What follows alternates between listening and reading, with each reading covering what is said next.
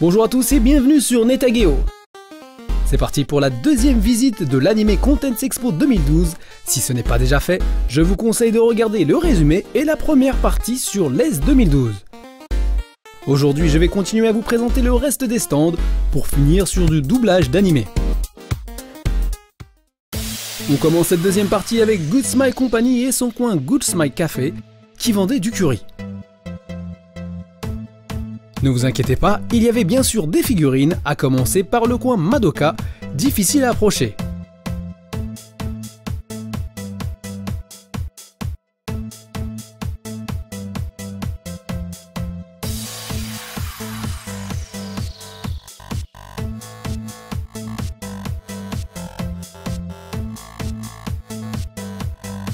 L'incontournable Black Rock Shooter, là encore pas évident de s'approcher des vitrines.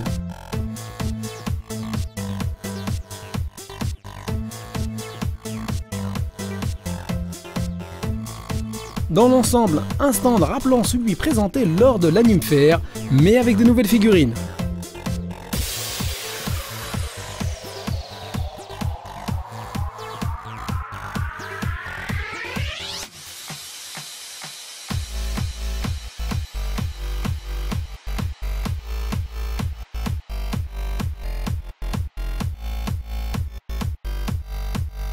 Chez Media Factory, les cosplayeuses des personnages d'Aquarium Evol et de Boku wa Tomodachi ga Sukunai attiraient l'attention.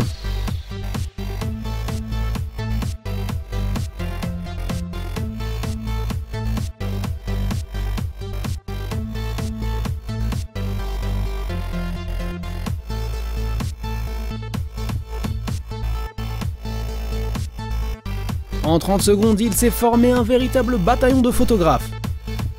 On s'éclipse rapide pour regarder le reste du stand. Un stand qui était principalement disposé pour vendre des goods. Et oui, l'achat des produits dérivés est l'un des buts majeurs des visiteurs de l'ES.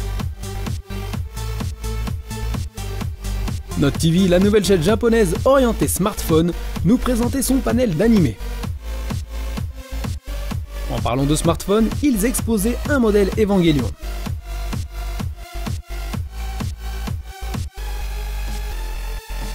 On poursuit avec une autre chaîne, BS11. Cette chaîne câblée présentait aussi son éventail d'animés. Ces deux filles ont l'air de plutôt bien s'entendre.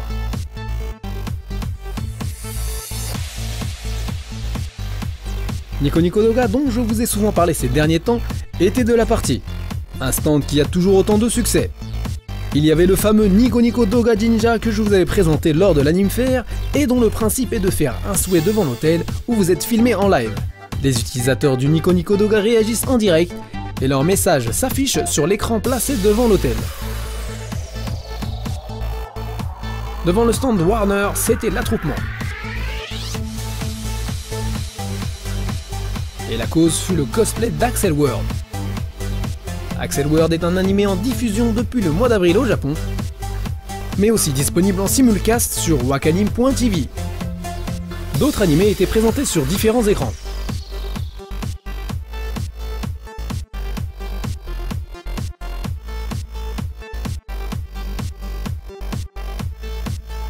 Il y avait un coin test de jeux vidéo. Le gars en train de jouer, je ne sais pas pourquoi, mais il me rappelle quelqu'un.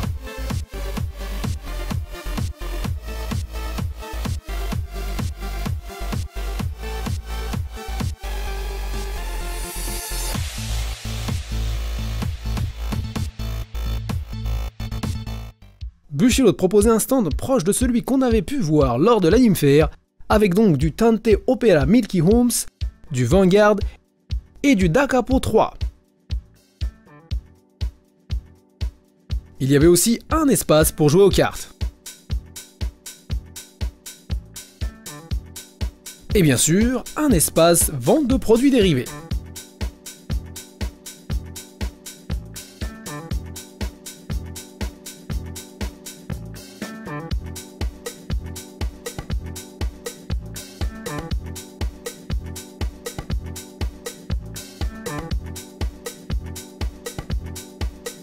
Généon Universal produit beaucoup d'animés. Pour entrer dans le stand, il fallait faire la queue, car il limitait le nombre de personnes pouvant entrer simultanément dans le stand.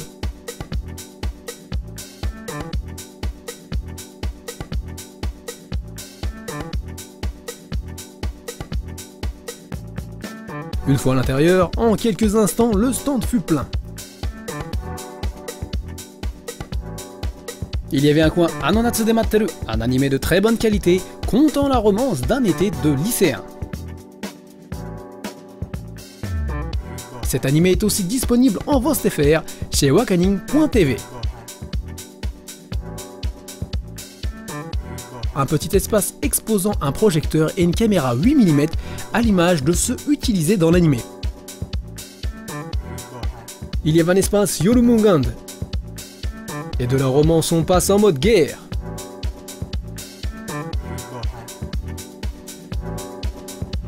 Toutes ces armes, ce n'est pas très rassurant. Heureusement que c'est des jouets.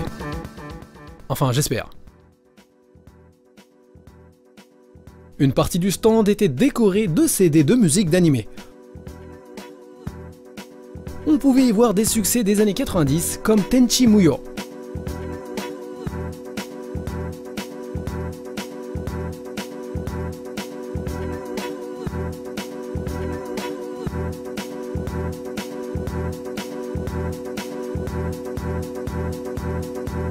Au comptoir de Nitro Plus, des cosplayeuses, ce qui donne plus facilement envie d'acheter.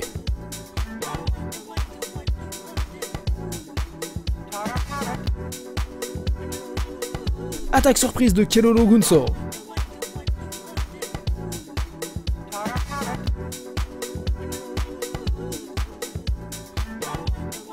Le stand Fairies n'était pas en reste avec des filles kawaii pour vous servir.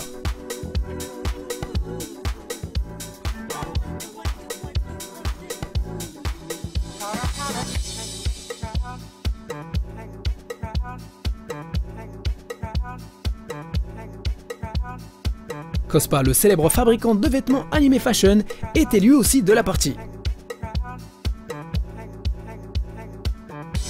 Chez Broccoli, on favorisait la jante féminine avec l'incontournable Uta no Prince Sama.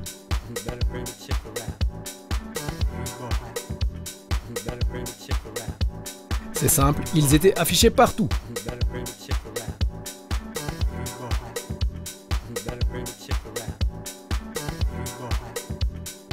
Et question goods, on était bien servi.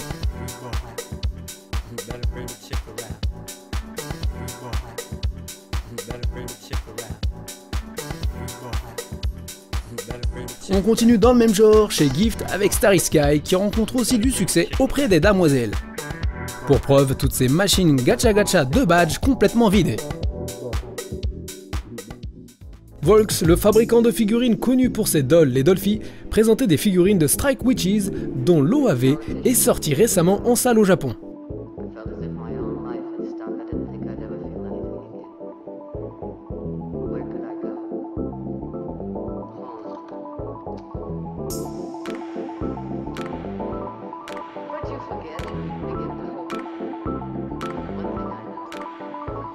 On pouvait se tenter à la Téléco le doublage d'animé avec le stand JK comme groupe regroupant des écoles, formant des acteurs et des doubleurs. Accueilli par un yokai ou monstre des mythes japonais, on entre dans un espace muni de plusieurs micros où chaque participant muni d'un script interprète un personnage de l'animé. Et c'est loin d'être simple. Ils avaient mis en place un véritable petit studio.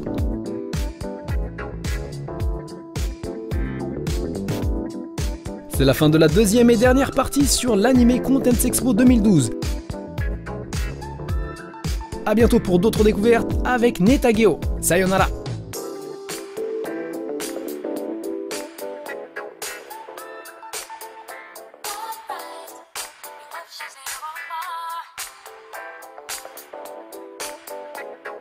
Retrouvez d'autres émissions et images sur Netageo et pour rester informé, n'oubliez pas notre compte Twitter et notre page Facebook.